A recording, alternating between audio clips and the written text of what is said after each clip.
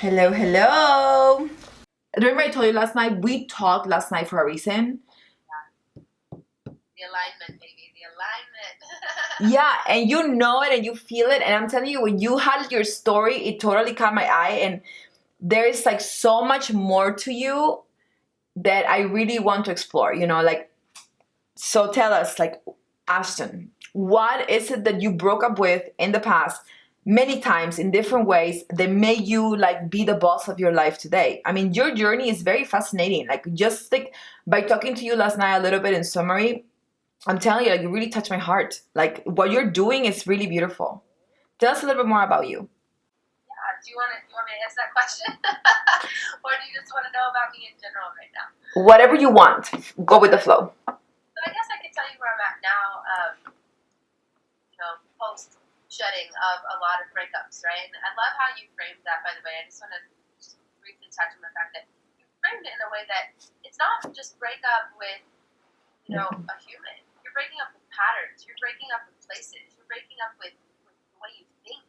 I mean, there's so many different layers that you have to learn how to shed to step into like the queen that you're here to be. So that journey for the past 15 years, because I really started my struggles, my school of hard knocks, pretty young, about 15, and it's been tough. It has not been an easy life. I love when people are like, you don't look like your life, and I'm like, thank you. That's always a good sign, right? When you could have turned out a totally different human, and when you just decide to take radical responsibility for your life, which is something that I decided to do about 5 years ago, when I realized that nobody was showing up to save me, that I really was the only one that was gonna be there for me. Like I had to show up for me, and I started about 5 years ago a deep transformational journey, kind of like you talked about, Gabriella. Like I made a decision to. I was like sick and tired of being sick and tired, and we can dive more into all of that. But where I'm at now, this journey's led me to a radical like ownership of my life, and that empowered state has allowed me to be a stance for other humans, not just women and men, to really take full ownership of their power and create a life they love living. And that's what I'm about. Is what does success look like to you? Is it happiness? Is it freedom? Is it joy? Is it inner fulfillment? And how do we cultivate that inner sense of deserving from within so that we can become a vibrational match to the life that we say we want? So I teach people how to do that. And as I'm living that experience myself, teaching myself and always being a student to life. But tell me how you came to do that, because you don't become who you are today, but like butterflies and flowers. Like, tell me a little bit more like your raw struggles, because like it's funny when people say like, oh, you don't look like your life and you've been through so much. And I see a glowing beautiful woman in front of me, here in the screen, but I want to know like what like led you this way, like there. Tell me like how we were talking last night one-on-one. It was so inspiring, by the way. How do we want to go back? So I started with you at, I said at the age of 15, I went from being class president to landing myself in rehab for severe drug abuse. I was just numbing everything. I come from a broken home, my parents separate, but together they were super toxic, and I had that behavior modeled for me, and I just, I internalized it, right? I took it on as my own, and I didn't want to feel. I did everything to avoid feeling, so I numbed, and I was angry, so I was fighting, and I was doing drugs, and I was. How old were you? I was 15, 16. Oh my God, that's crazy. You were a little baby. By 17, I was in rehab. I went from class president, honor roll student, team captain, to going to rehab. And at the same time, you wouldn't have known really that I was struggling. I was always really good at wearing the mask of like, I've got this. Isn't it tiring to always wear the mask though? Isn't that crazy how it can take a toll on you, really, your soul? Exhausting. I am so thankful to be able to show up consistently and like continue to tear off when I Break up with the mask, girl. best decision that I continuously make, right? Because it's not a one-time thing. We have to continuously tear off the masks. But from that space, I kind of ditched the drugs, and when I got into college, I was back on the up. Like my life was looking really good. I was also, high GPA. Everything looked great, but I fell into a relationship drinking a lot. He was a heavy drinker. I started drinking, and then alcohol became my next thing, right? It's just the next thing. to numb and to avoid myself, to avoid facing off with the stuff that I was dealing with, the pain, the guilt, the shame, because my family was not happy with me. They were not accepting of my choices. There was a lot of shaming around the decisions that I was making. What type of family do you come from, if you don't mind me asking?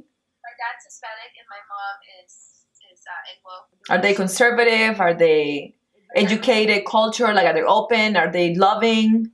Very strict. My dad was very strict, very controlling, never had a drink in his life. Really didn't let me live. So when my parents split,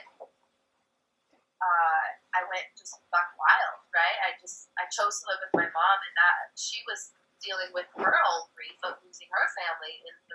So looking back, I have compassion for her, but I just had way too much freedom, and I was such a brat at the point in time that I just ran it, right? So I went from having no freedom to too much, and I just took full advantage of that. Do you feel that a lot of the things that you did were not good for your soul and they didn't spark joy in your heart?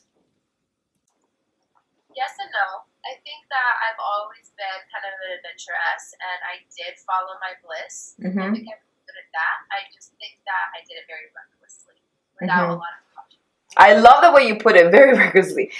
And isn't it funny, like, you admire certain things of your young self, because one of the reasons to be like reckless is like to be adventurous and to like try different things, and then you lose that as you become older because you're so afraid of getting out of your norm, getting out of the mold, and trying new things, right?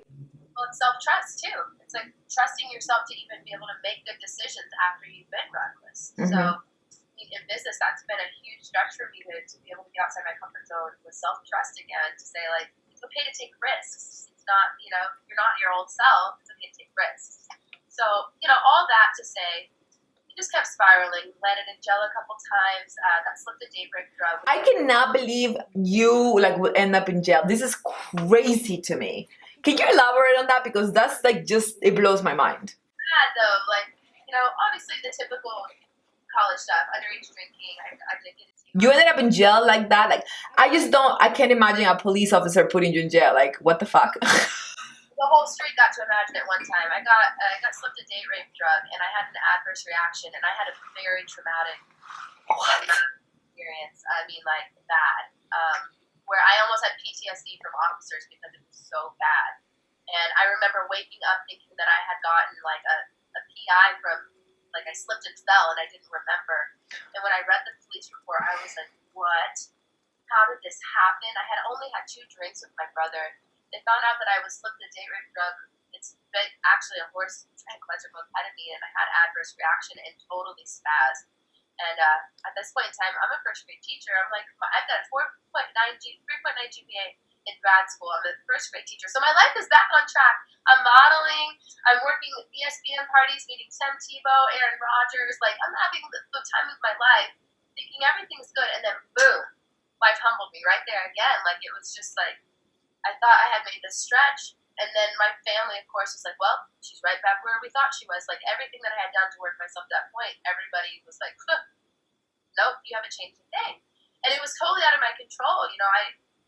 That is crazy. You know what they say? Like the universe keeps on teaching us the lessons that we didn't learn. And like, I obviously don't want to sound like your family because they sound like reckless by saying that to you. They don't sound supportive at all. But like, do you how did this hit you for the second time? Because that's pretty hard, to like fall in front of everybody when you think you have it all. That's pretty fucking crazy. I've been through that, and it's like, wow, neurotic. Right? Keeps going. It's funny that you say like the lessons, and I get humble again. Like, it's funny that you see it that way, because that's the right way to see it, actually. I was probably too proud of my accomplishments and where I had been, and I hadn't, really done the inner work. I hadn't actually faced off with myself.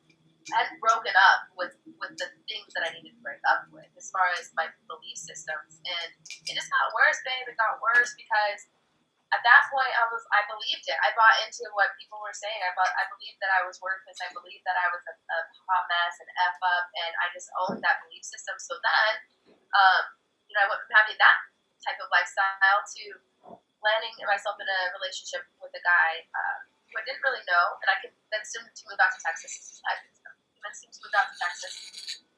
he had a job opportunity. I said, you know what? I just need to start over. I just need to get away. Listen, y'all, you can never outrun yourself. Okay? Mm-hmm. You can never outrun yourself. So got here, and he ended up having borderline personality disorder, and he up at my throat, choke slamming me into the bathtub, and I had to figure out then and there if I loved myself enough to walk away, right? So too much pride to go home, and here I am with a master's degree. I don't even have a job, so I'm like knocking on restaurant doors, asking if I can come work, if I can serve, and I'm supposed to be a teacher, but I don't have a Texas certification, so I'm trying to get in as a substitute, and it just is it's really rough, really rough. Whoa, like right there, you're just like a movie. Yeah. Whoa, I can see the episodes just like happening like as a little girl, and then like in your 20s, and then now like like coming into your 30s. I can only imagine this evolution. Like, wow, that's intense, girl. Yeah, I don't even know like sometimes how to even craft it and share it because it is so much to unpack. But I can tell you in that moment when I decided to show up for myself the way God or the universe or whatever you believe, the way something bigger than me transpired and came in and swooped in and aligned things in my highest good. I mean, I didn't have any way to prove that I had income, but I was able to get an apartment. One of the windows that I knocked on, or doors that I knocked on to get a job, called me back about a week and a half later, offered me a waiting tables job. One day of substitute teaching, they asked me to come back, and they said, hey, we're looking for an aide for a parent position. Would you be interested in interviewing? So I ended up getting 2 jobs, working 7 days a week for the next 6 months, and getting back on my feet in a pretty tough little neighborhood, and that was just my life. I just kind of dove straight into that, and from that, I was going to church. I started small groups, and then I was leading these small groups. And one day, I offered to help out with these care baskets, take these care baskets to go offer them to battered women and women who had been in drug rehabilitation, 2 places I had been. So I went, okay, I'm in. I'll take them. I have the time. When I got there, I was like, you. You were born to be a blessing. She said, I've been praying for you. I've been praying that you would show up. She said, what are you doing this weekend? Come to my event. I hosted an event. We feed and serve over 300 women. It's called I Can Still Shine. For battered women and women who are in drug rehabilitation, their children. Come. I said, okay. At this point in time, I'm literally hanging out with Marty and Chris, who are 80 years old and 70 years old. They were my breakfast club at their restaurant that let me use their Suburban and stood outside with their gun because he's a retired DEA agent. Oh my God. My things to escape. Stop it. That's crazy. These are my only friends. And I'm like, sure, I can tell Chris and Marty that we get exactly breakfast or whatever. So I show up and she introduces me as the new board of directors. Welcome, this is Ashton. She's our new board member. And I have nothing else going on in my life. So I dove straight in and I started serving these women and started coaching them and I started mentoring them. And I realized, whoa, I had the vision to be a coach back when I was 19 because I was already starting to mentor teens. That's important. Yeah. I was already mentoring teens. I was like, okay, I got out of that stage. Maybe I could help people at least a little bit. But I didn't, feel qualified, old enough, all that. So when she came around with this, it's like, I like this. Like, I really like pouring into people. And it's therapeutic for yourself as well, right? It healed. Yeah. So then I kind of got a lot of skin in the game. I don't know. Am I rambling? Girl, this is your platform. Talk as much as you want, okay? Skin in the game, and I called my dad. I researched for months. I wanted something that was spiritual based because I knew that I couldn't have done this alone, right? I didn't do what happened. Like the way I was just picked up and carried here in Texas when I first moved here, I was like, there's something bigger here. I don't know what's happening. I was in full surrender. But you knew that it was something bigger, right? Isn't that funny how like you don't know how things happen sometimes, but you have the clear picture that something big is happening and that something big is going to happen to you? Everybody that I talk to has those 2 things in common. A, they didn't do it alone. And B, they had the vision of something big happening. They didn't know what, but they knew something big was happening.